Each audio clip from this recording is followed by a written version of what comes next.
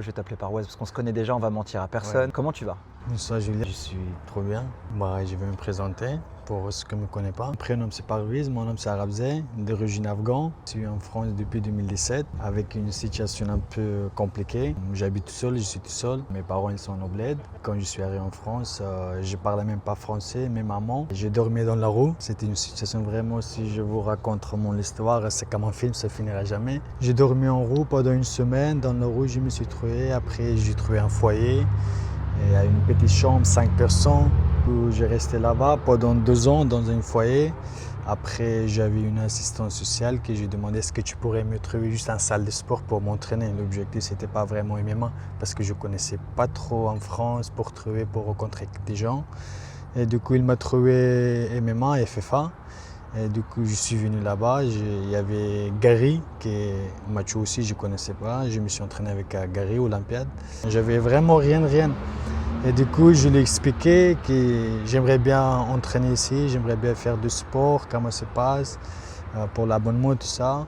Et du coup, j'ai pas de l'argent, j'ai dit, le temps que je trouve du travail pour vous donner des moyens. Il m'a dit, ok, il n'y a pas de problème, tu peux me donner au moins 3 fois, 4 fois, et il n'y a pas de souci. Du coup, je continue de m'entraîner chez FFA. Moi, j'avais assisté au combat à Poitiers puisque je regardais aussi, notamment, j'étais très intéressé par le combat de ton camarade à la FFA, Nicolae, qui combattait contre Wilson. J'ai eu l'occasion de te découvrir grâce à Béchir, qu'on salue, lors de cet hexagone.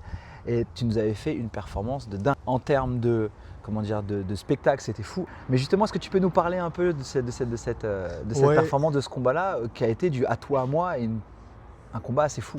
Oui, je veux dire salut à Bachir aussi. Franchement, pour le dernier combat, il m'a aidé beaucoup par rapport au coaching, tout ça. C'était comme le mois de Ramadan. C'était au Ramadan, le dernier moment, il m'a proposé son mec pour le combat. Donc moi, je l'ai accepté. Le jour de l'Aïd, donc j'ai fait le combat. Un mec que j'ai vu, il était vraiment spécialiste de sol. Moi, mon objectif de striker avec lui pour finir le plus vite possible. Mais comme le mec, il voulait aller vraiment au sol, donc je suis resté au sol. J'ai gagné le combat, qu'est-ce qu'on a préparé. Au bout, tu frappes fort, mais finalement, tu as un sol qui est très... Pour l'avoir moi testé, pour avoir tourné comme on l'a dit avec toi, et puis pour avoir l'occasion de t'accueillir souvent, tu as un sol qui est très inattendu et un peu unorthodoxe, mais quand même assez fort. Et c'est ça qui te rend aussi atypique, c'est cette capacité à pouvoir justement aller chercher des jumps sur des soumissions ou sur des positions de façon assez inattendue. C'est quelque chose que tu fais de façon instinctive? Tu as toujours été comme ça ou petit à petit tu l'as peaufiné? J'avais toujours même sous vitesse comme j'ai maintenant au sol. Même je suis à l'aise au sol dès que même le combat il part au sol. Moi je cherche toujours un peu la vitesse des soumissions. Dès que je vois j'ai une ouverture, dès que je prends une soumission, je suis sûr qu'il va taper. Je me suis entraîné déjà même avec toi. Merci pour ce combat aussi. Soit au sol, soit striké. Et pour toi, c'est quoi ton objectif à l'Hexagone? Tu commences à regarder au-dessus et à te dire tiens, pourquoi pas commencer à rentrer dans les discussions pour des combats de ceinture ou autre? Ou pour l'instant, tu laisses le matchmaker et ton manager qui est Mathieu, tu lui laisses le temps de voir venir et tu verras après?